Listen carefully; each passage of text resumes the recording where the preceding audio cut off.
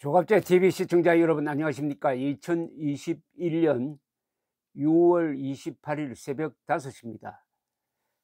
어제 원희룡 제주도지사, 검사 출신이죠. 제주도지사가 페이스북에 어떤 정치인도 하기 힘든 표현을 썼습니다.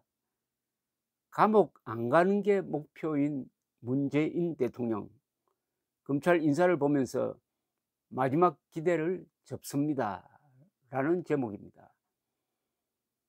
문재인 감옥 이야기를 꺼냈습니다.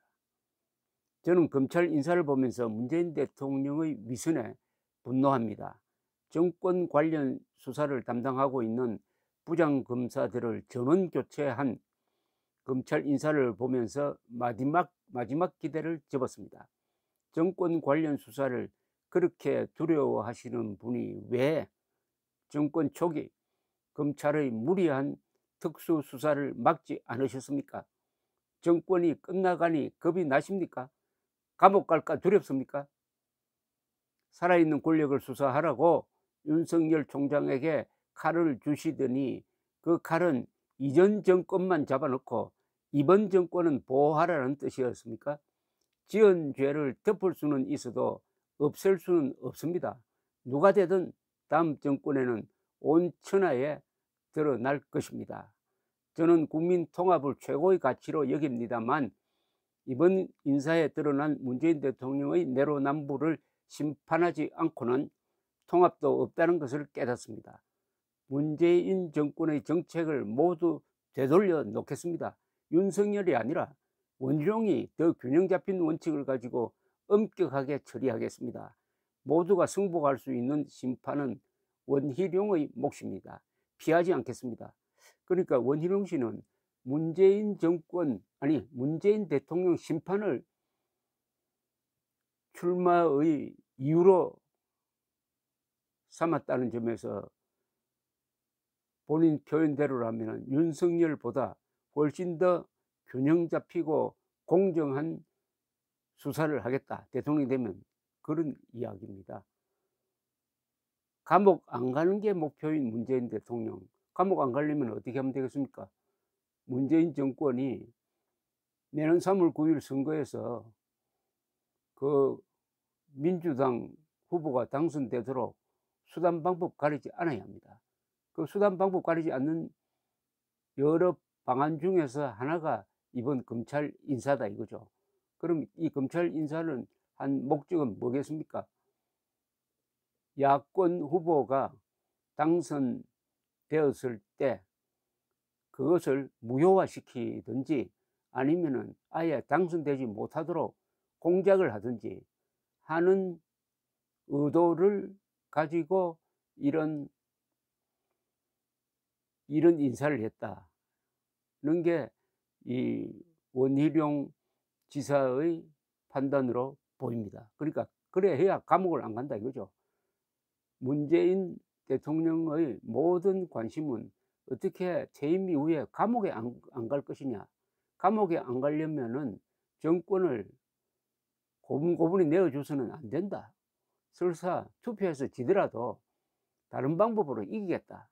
즉 검찰을 동원하고 공수처를 동원하고 선거관리위원회를 동원하고 헌법재판소를 동원하고 대법원을 동원해서라도 반드시 이기고야 말겠다는 의지의 표상이다 이거죠. 그러면 뭘 해야 되느냐, 여기 뭘 해야 되느냐는 이야기는 하지 않았는데 저는 방법은 딱 하나밖에 없다고 합니다. 야권 단일화에 의한 압도적 승리입니다.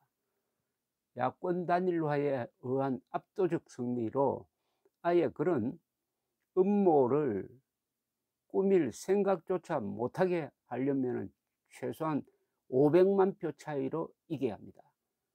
500만 표 이상으로 압승을 해야 합니다. 역사적 승리라 해야 합니다. 그러려면 분노 투표여야 합니다. 지난 4월 7일 분노 투표를 보여주었습니다. 그 이상의 분노 투표여야 합니다. 분노를 일으키려면은 바로 이 검찰 인사 등등 문재인 정권의 과거 4년간의 비리와 비행과 반역적 행동을 폭로를 해야 되는 거죠. 흔히 대통령 선거는 미래를 보고 선택한다는데 이번 선거는 그게 아닙니다. 과거를 보고 선택하는 선거라야 한다 이거죠. 과거를 보고 문재인 정권의 과거를 보고 이걸 과연 가만둘 수 있겠느냐. 반드시 응징해야 되지 않겠느냐. 그럼 응징하려면 어떻게 해야 되느냐. 압도적 승리를 해야 된다. 그러려면 지금부터 대선 투표 기일까지 이 국민의힘이나 야권이 해야 될 일은 폭로입니다. 폭로입니다. 정의로운 폭로입니다.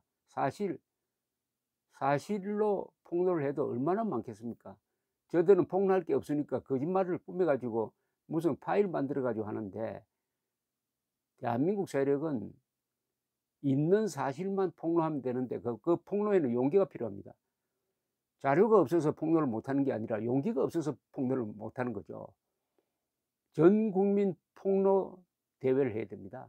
정보를 가진 사람, 용기를 가진 사람이 문재인 정권의 지난 4년 동안의 민주주의 파괴, 국가 파괴, 이적 행위, 반역적 행위, 결국은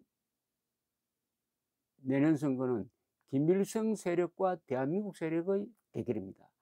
김일성 세력이라는 말이 그냥 제가 꿈에서 한 말은 아니잖아요.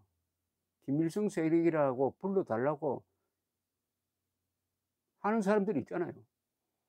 김일성주의자 신영복을 사상가로 존경한다는 사람, 김일성주의자 신영복이 지어주었다는 당명을 가지고 있는 세력, 김일성주의자 신영복이 쓴 원훈석이라는 것을 세운 국정원, 이런 국정원, 이런 청와대, 이런 민주당이 민주당을 김일성 세력이라고 부르면은 이게 과장입니까? 과장입니까? 자, 김일성 세력 대 대한민국의 대결입니다. 그러면은 대한민국 국민 모두는 독립운동하는 심정으로, 아니 6.25 남침을 당해서 나를 지키기 위해서 짝대기 들고 몽둥이 들고 나왔던 그때 심정으로 돌아가야 합니다. 남녀노소가 이제는 없습니다. 모두 다 나와야 합니다. 저는 최재형 감사원장이 절대로 정치할 사람은 아니었는데 이분이 출마한다면 이분이 나라를 구하기 위해서 한 몸 바치겠다고 사명감을 가지고 나왔다고 봅니다. 즉 독립투쟁, 호국투쟁, 반공투쟁 하던 그런 절체절명의 위기의식을 가진 국민들이 폭로를 해가지고 국민 전체가 분노의 덩어리가 되어가지고 3월 9일 투표장으로 몰려가서 500만 표 차이 이상으로 압승할 때 이런 엉터리 인사에 의한 검찰을 무력화시킬 수 있다 이거죠. 그런 역사적 흐름이 지금 진행되고 있습니다. 2030 세대의 각성이 무서운 겁니다. 2030 세대가 50, 60, 70, 80, 90 세대와 손을 잡았다는 이 구조적 변화에 누가 정의로운 불을 붙일 거냐.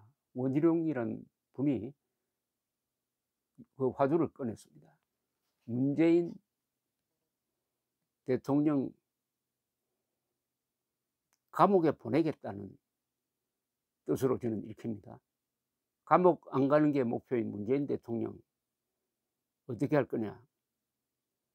저는 국민통합을 최고의 가치로 여깁니다만 이번 검찰 인사에 드러난 문재인 대통령의 내로남불을 심판하지 않고는 통합도 없다는 것을 깨닫습니다. 문재인 정권의 정책을 모두 되돌려 놓겠습니다.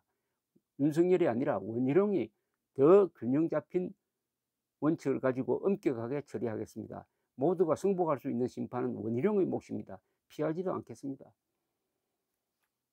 국민의힘 범야권 경선의 핵심은 문재인을 어떻게 처리할 거냐 하는 데 대한 경쟁이어야 한다고 생각합니다. 감사합니다.